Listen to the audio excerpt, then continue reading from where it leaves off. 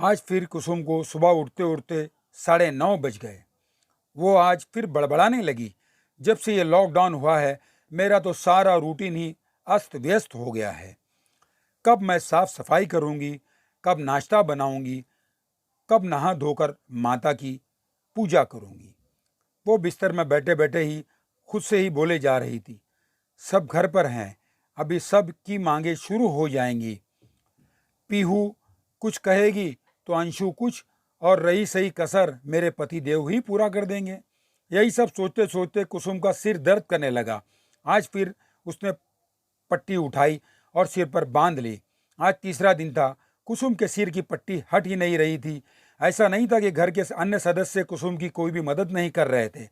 पति सुमित साफ सफाई में कुसुम की मदद कर देते और बच्चे 10 साल की पीहू और 7 साल का अंशु अपने अपने स्तर पर अपनी मम्मी कुसुम की मदद करते।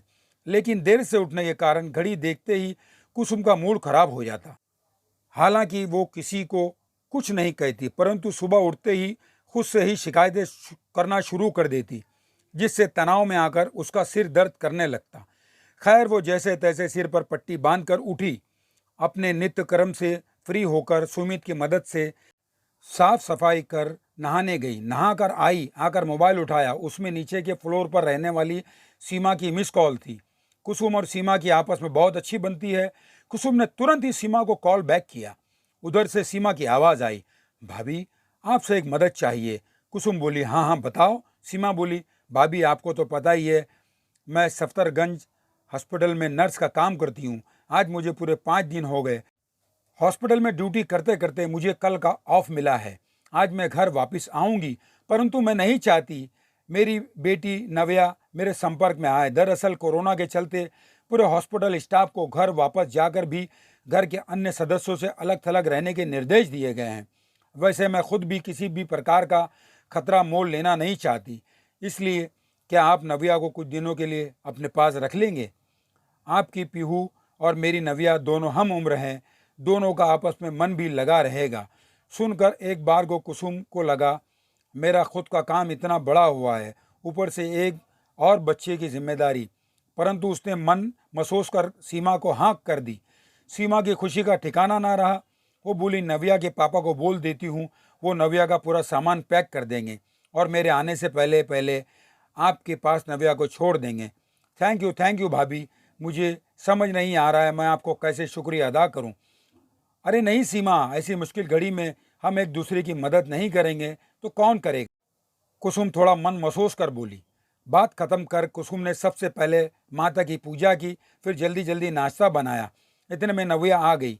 कुसुम ने नव्या को भी नाश्ता कराया। तभी पीहू नव्या से बोली, कितना मज़ा आएगा, अब हम दोनों साथ साथ रहेंगे। मम्मी ने बताया मुझे कि तुम अब हमारे साथ ही रहोगी, हम दोनों घर पर ही खूब मज़ा करेंगे। सुनते ही नव्या रुआंसी हो गई। मैं अपनी मम्मी को बहुत मिस कर रही हूँ, मुझे 5 दिन हो गए मम्मी से मिले, सिर्फ फ़ोन पर ही बात होती है। आज मम्मी घर आएंगी पर तब फिर भी मैं उनसे नहीं मिल सकती हूँ। क्यों? पीहू ने आश्चर्य से पूछा। मम्मी नर्स है ना, और अपनी जान पर खेलकर डॉक्टर के साथ कोरोना पेशेंट के इलाज में मदद कर रही हैं। मुझे हर तरीके के इन्फेक्शन से बचाना चाहती हैं, इसलिए मुझे यहाँ भेजा है। कह रही थी कि हॉस्पिटल से आकर मुझे वीडियो कॉल करेंगी, मुझे अपनी मम्मी को हग करना है। कहकर नव्या रोने लगी। कुसुम ने भी ये सारी बातें सुनी, उसका दिल पसीज गया। उसने झट से रोती नव्या को गले से लगाया और बोली, मैं भी तुम्हारी माँ जैसी हूँ बेटा, बस कुछ दिनों की बात है, उसके बाद तुम जितना चाहोगी अपनी मम्मी को हक करना। नव्या अब खुश थी, वो पीहू के साथ खेलने में लग गई। इधर कुसुम को एहसास हुआ कि वो 3 दिन से बेकार ही शिकायतें कर रही थी।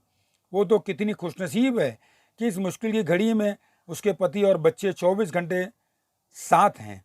न जाने देश भर में कितने ही डॉक्टर्स, नर्सेस, सफाई कर्मचारी, पुलिस वाले, ऐसे कितने ही लोग खतरा उठाकर अपने परिवार से दूर रहकर कोरोना से लड़ रहे हैं और हम सबको सुरक्षित कर रहे हैं। कुसुम का मन सबके लिए आदर से भर गया और उसकी छोटी छोटी शिकायतें जिनको लेकर वो तनाव मोल ले रही थी, पल भर में ही छू मंतर हो गई। कुसुम की नज़र घड़ी की तरफ गई। 12 बजने वाले थे। उसने कुछ सोचकर आस पड़ोसियों को फटाफट फ़ोन लगाना शुरू किया। और सबको अपनी अपनी बालकनी में आने के लिए कहा। सभी लोग अपनी अपनी बालकनी में आ गए। जैसे ही सीमा ब्लॉक के नीचे पहुंची, लोगों ने अपने बालकनी से तालियां बजाकर, तो किसी ने सीटी बजाकर, किसी ने घंटी बजाकर पूरे उत्साह के साथ सीमा सीमा चिल्लाते हुए सीमा के प्रति आभार व्यक्त किया।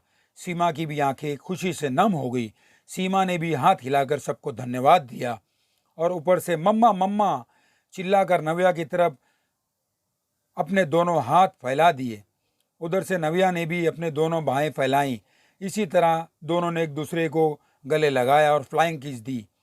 ये एक मार्मिक दृश्य था जिसको देखकर सभी की आंखें नम हो गई और सभी लोग अपनी अपनी शिकायतें भूलकर सोचने लगे कि ये ईश्वर का आशीर्वाद है कि वो इस कठिन परिस्थिति में सुरक्षित हैं और दिन रात अपने परिवार के साथ हैं। सभी ने ईश्वर का धन्यवाद दिया और सभी के सुरक्षित रहने की प्रार्थना की। मेरा भी सभी डॉक्टर्स और नर्स के साथ साथ उन सभी लोगों को शत शत नमन है जो दिन रात कोरोना के खिलाफ लड़कर हमें सुरक्षित कर रहे हैं। धन्यवाद।